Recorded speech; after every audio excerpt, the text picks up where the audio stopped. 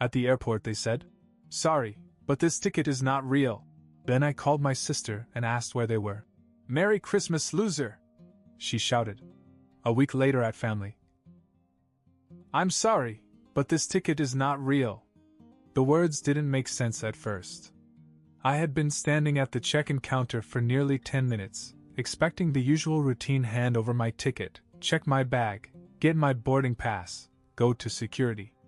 Instead, the agent looked at me with the kind of polite concern reserved for people whose day is about to be completely ruined. I frowned. This can't be right. I have the confirmation email. I booked this ticket weeks ago. She turned her screen slightly toward me. Sir, that flight number doesn't exist.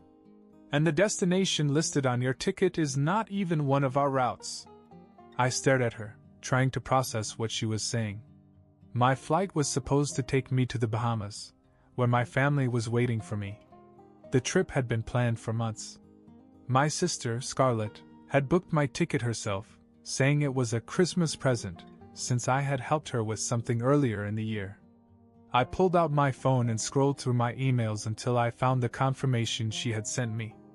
It looked real. The logo, the flight details, everything seemed legit. But now, looking at it again, I realized that I had never actually verified anything myself. I had just trusted Scarlett. A sinking feeling crept into my stomach. I dialed her number. She picked up after 2 rings, and before I could say anything, she yelled into the phone. Merry Christmas, loser! I heard laughter in the background. Our parents, cousins, even my aunt and uncle. They were already at the resort, celebrating. My fingers tightened on the phone. What the hell, Scarlett? She was still laughing. Oh my God, you actually went to the airport? This is priceless. More laughter. Then she lowered her voice. You actually thought you were coming with us? My chest tightened. Scarlett, what did you do? You're so clueless, Mason. I just adjusted your ticket a little. Changed the dates, swapped the destination, just a little tweak. She giggled. I can't believe you fell for it. You sent me a fake ticket? Let's just say I made sure you didn't ruin Christmas for the rest of us. Her voice was light, amused, as if this was all a harmless joke. I gritted my teeth. So you just decided to leave me here? Alone? Ah, poor Mason. Her tone dripped with false sympathy. You'll think of something. Bye now. She hung up. I stood there, my heart pounding, my brain racing to catch up with what had just happened. The agent at the counter gave me a sympathetic look, but there was nothing she could do. I wasn't getting on a flight. I knew exactly why Scarlett had done this. Months ago, I had found out that she was cheating on her husband, Andrew. I hadn't gone looking for proof, it just fell into my lap. A mutual friend saw her out with another guy, and I caught her lying when she said she was working late that night. I kept quiet about it at first, but then Andrew came to me. He asked me straight out if I knew anything. I didn't want to lie to him, so I told him the truth. That night, Andrew packed a bag and left her house. He stayed with me for a while, completely devastated. Scarlett was furious. She tried to make it sound like I had meddled in her marriage, like I had personally ruined her life. The worst part? My parents took her side. They told me I should have kept my mouth shut, that it wasn't my place to get involved. Never mind that she was the one destroying her own marriage. In their eyes, I had betrayed her. And just like that, I became the family villain. This was their way of getting back at me. They had planned it. They had probably been laughing about it for weeks, imagining me standing here like an idiot while they sipped cocktails on the beach. I looked down at the fake ticket in my hand. They thought it was funny. They thought I would just accept it, let it go. They had no idea what was about to happen. I stood there gripping my phone so tightly my fingers hurt. Around me, the airport was buzzing like nothing had happened, people rushing to their gates, announcements blaring overhead, families rushing off to their vacations. I had 2 options. 1, I could go home, sit in my apartment, and let them have their fun. Let them think they had won.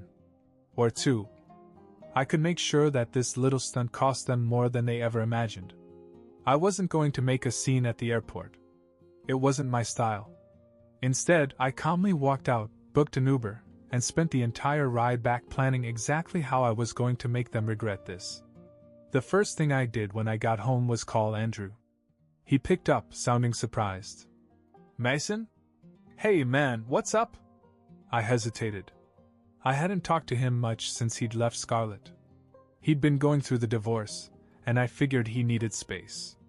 But now, well, I had a feeling he'd want to hear this. "You won't believe what Scarlett just pulled," I said. When I finished, there was a long silence on the other end. Then Andrew let out a low whistle. "Damn. That's actually crazy. She really went that far?" "She did," he sighed. "Honestly, I'm not even surprised anymore." "Listen," I said. "I have to ask you something. Remember that thing you wanted to do in the new year? With the business?" Another pause. "You mean sign it over?" "Yes. That." A long exhale. "Why?" I smiled, even though he couldn't see me.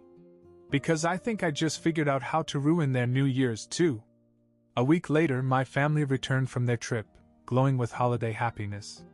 Their suitcases were lined up in the hallway of my parents' house, and they were in the middle of telling some ridiculous story about a crazy night at the resort. When I walked in, Scarlett saw me first. She grinned.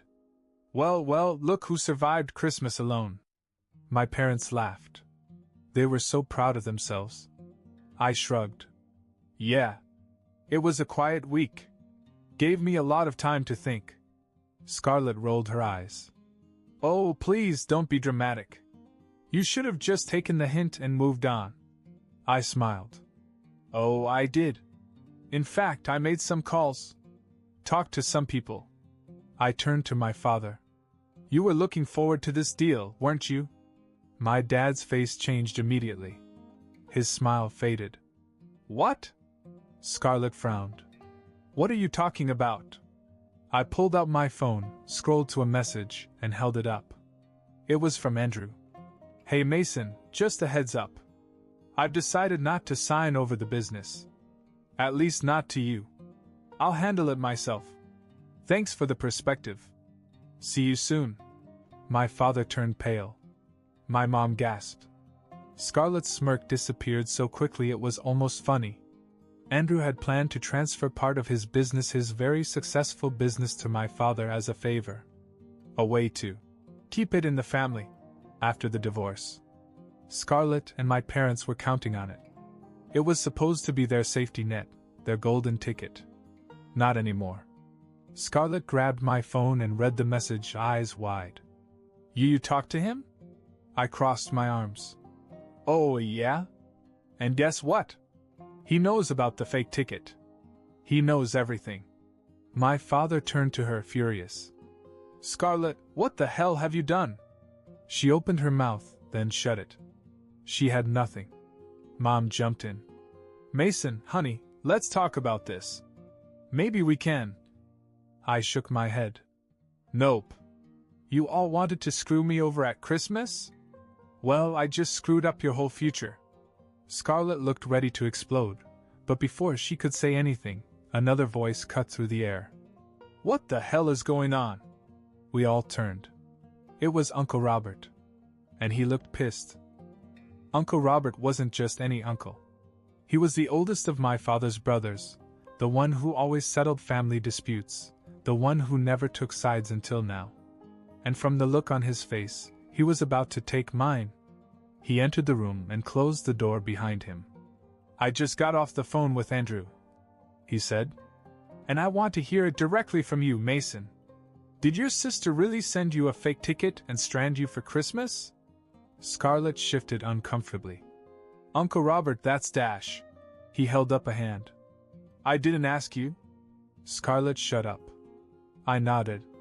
"Yes. She did. Changed the flight details, sent me to the airport with a fake ticket, and then laughed about it." His eyes darkened. He turned to my dad. "And you were in on it?" Dad hesitated. It was a harmless prank, Robert. Just a little family fun. Uncle Robert scoffed. Fun? Leaving your own son stranded during the holidays? You think that's fun? He let out a sharp breath, his face turning red. You selfish, petty idiot. I can't believe I share blood with you. My mother jumped in. Robert, this is none of your business. None of my business?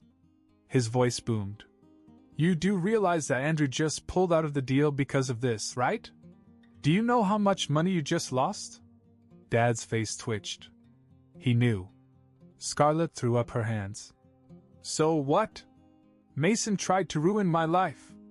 He turned my own husband against me. I laughed. You did that to yourself, Scarlett. I just told the truth. She glared at me. And you just had to tell Andrew, didn't you? Couldn't keep your mouth shut? Uncle Robert turned to her, his voice cold. You cheated on your husband, Scarlett. Not Mason. And instead of admitting it, you went out of your way to punish him? Scarlett's face flushed. Uncle Robert shook his head in disgust. You're unbelievable. And you know what? I'm done cleaning up your mess. Dad bristled. What does that mean? Uncle Robert pulled out his cell phone. It means I'm going to make some calls. I wanted to help you, Henry.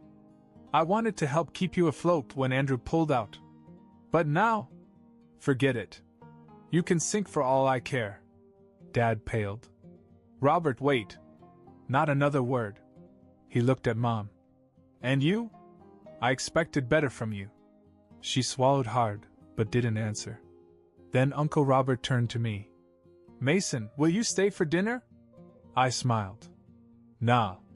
I think I'll go celebrate with Andrew instead.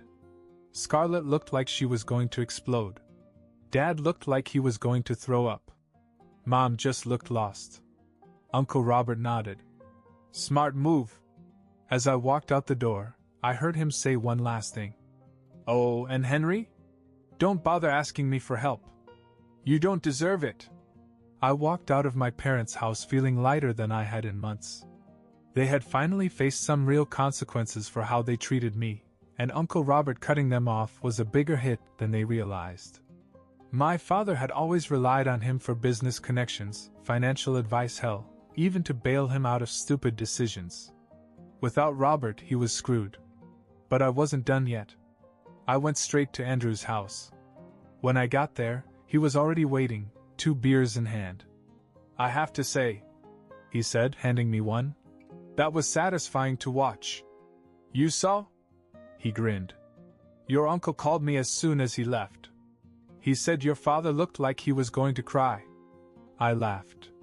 He might actually cry when he realizes what's coming next. Andrew raised an eyebrow. There's more? Oh, there's so much more. Because here's the thing, Scarlett had always been reckless. She thought she was invincible, that she could screw people over without consequence. But she made one big mistake. She underestimated how much I knew about her. And I was sitting on something big. I pulled out my phone and showed Andrew a message thread. It was between Scarlett and a realtor. Do you recognize the name? I asked. Andrew's eyes widened. That's the guy I fired last year. The one who tried to cheat me. Yeah. Looks like Scarlett didn't mind his business tactics, though. She's been working with him for months. Andrew scrolled through the messages, his expression darkening. She tried to sell my vacation home? The one she told the court she didn't care about. Yep. Looks like she wanted to flip it before the divorce was final so you'd never see a dime. His jaw clenched. That lying. He stopped himself, exhaling sharply. You have all this? Every message. Every email. Every meeting she had with that guy. I took a sip of my beer. You want to ruin her day? Andrew didn't hesitate. Hell yes. The next morning, the explosion was spectacular. I woke up to about 10 missed phone calls from Scarlett. I ignored them. Then came the texts. Scarlett, you snuck into my emails? Scarlett, you ruined everything. Scarlett, I swear to God, Mason, I will destroy you. I took my time getting ready before I called her back. The second she picked up the phone, she screamed, "You are a psychopath! You had no right to do that!" I yawned. "Morning, Scarlett. Something wrong? You ruined my deal." So Andrew had already acted. "Yeah," I said casually. "Turns out it's super illegal to fraudulently sell property during a divorce." "Who knew?" "You dash." She was so angry she could barely speak. "Andrew froze all my accounts. I have nothing." "Well, that's what happens when you cheat." She was breathing heavily. Then suddenly her voice dropped to a low, venomous whisper. "You think you won? You think this is over?" "Oh, Scarlett," I said, smiling. "This is so over." Then I hung up. And for the first time in a long, long time, I felt free. Scarlett was a snake. No matter how many times she got caught, she always found a way to wriggle out. But this time she was trapped. Andrew had frozen all her accounts, revoked her access to everything they shared, and filed an emergency motion with the court to prevent her from touching any assets until the divorce was final. She had nothing. Or so I thought. Because 2 days later, she tried one last desperate move and it backfired spectacularly. I was in the middle of lunch when my phone rang. It wasn't Scarlett. It was my dad. I almost didn't answer it. But something told me this was going to be good. I answered, keeping my voice casual. "Hello?" Dad didn't even say hello. "Did you call the IRS on us?" I almost choked on my food. "What?" "The feds, Mason. The IRS. They showed up today asking about suspicious financial activity." "What the hell did you do?" I sat up, now fully alert. "I didn't call anyone. What are you talking about?" But then, like a puzzle clicking into place, I knew. Scarlett. I almost laughed. She must have done something really stupid. I leaned back in my chair. "Dad, why would the IRS be looking at you?" He hesitated. "It's nothing. Just some tax stuff. But you must have." I cut him off. "No, I didn't. But maybe you should ask Scarlett." Silence. Then, "What did she do?" "I don't know.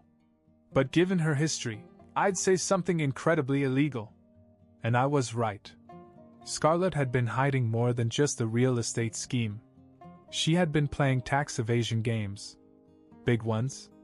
Apparently, while married to Andrew, she had been funneling money through phony business expenses, claiming deductions she was not entitled to, and even using our parents' accounts to do it.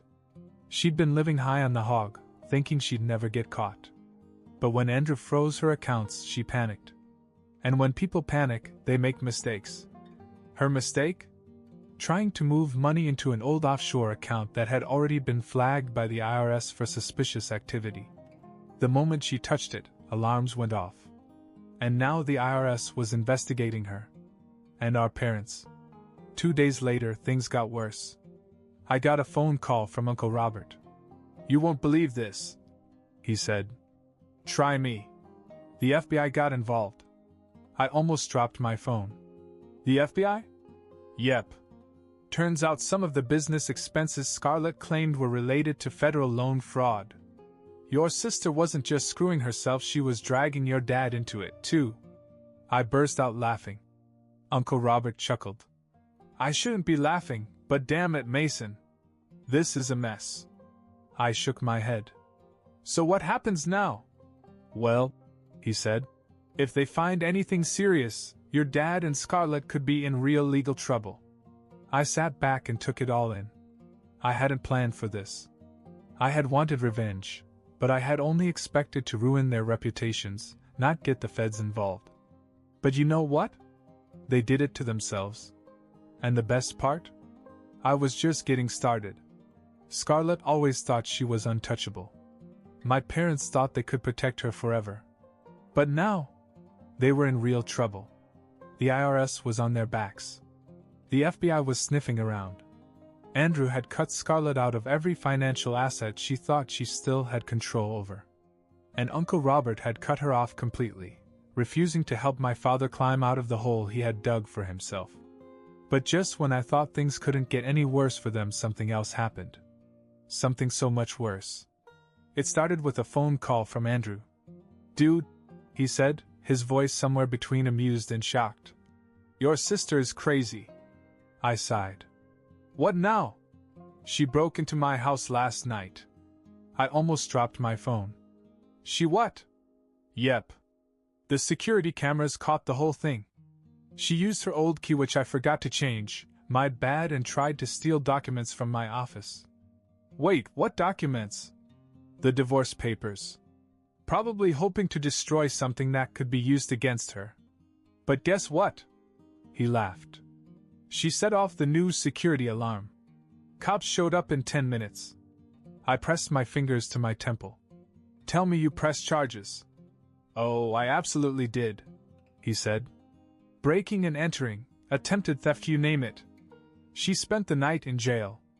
For the first time since this whole mess started, I was speechless. Scarlett, the golden child, the one who had spent her whole life manipulating our parents and getting away with everything, was actually behind bars. "Want to know the best part?" Andrew added. "Go on." "Your parents went down there to try to get her out. Guess what they found?" "What?" "They couldn't afford it." I blinked. "What do you mean?" He chuckled. "Because, Mason, while Scarlett was running her scam, she was also draining most of your parents' savings without telling them. She used their money to cover her shady business expenses, and now that the IRS is investigating, their accounts are completely frozen. They literally don't have enough liquid assets to post her bail." I let that sink in. Scarlett was stealing from them. My parents, who had defended her at every turn, who had turned their backs on me just to protect her. And now she had ruined them. A few hours later, I received a text message from Uncle Robert. "Robert, your dad just called me and asked for help." Robert told him to find out for himself. Robert, best Christmas ever. I grinned. 3 days later, I got another call from Andrew. "Well," he said, "Scarlett's out. But she's totally screwed." "What happened?" "She finally got a lawyer, but as soon as she got out of jail, she realized she had nowhere to go. Her bank accounts are frozen, her credit cards are maxed out, and her parents' house is in jeopardy because of the IRS case." "Wait." I paused. "Are you saying they could lose the house?" "Oh, absolutely. If they can't prove they weren't part of their scam, the government could seize it." I let out a low whistle. "So where is she now?" Andrew laughed. "Staying with her parents. But from what I hear, it's not going well." I could only imagine the scene.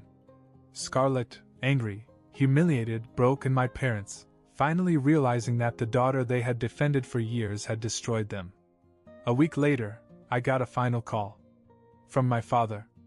I debated ignoring it. But curiosity got the better of me. I picked up the phone. "Hello?" There was a long silence. Then, finally, he spoke. "Mason," he said quietly, "I think we made a mistake." I didn't say anything. I just let him sit with it. Another pause. "I don't expect you to forgive us," he said. "But I just wanted to say that." For the first time in my life, my father admitted he was wrong. And it felt damn good. I thought about all the things they had done to me. The fake ticket. The years of siding with Scarlett. The way they turned their backs on me when I told the truth. And now? They had nothing. I exhaled slowly. "I appreciate the call, Dad," I said. Then I hung up. The end.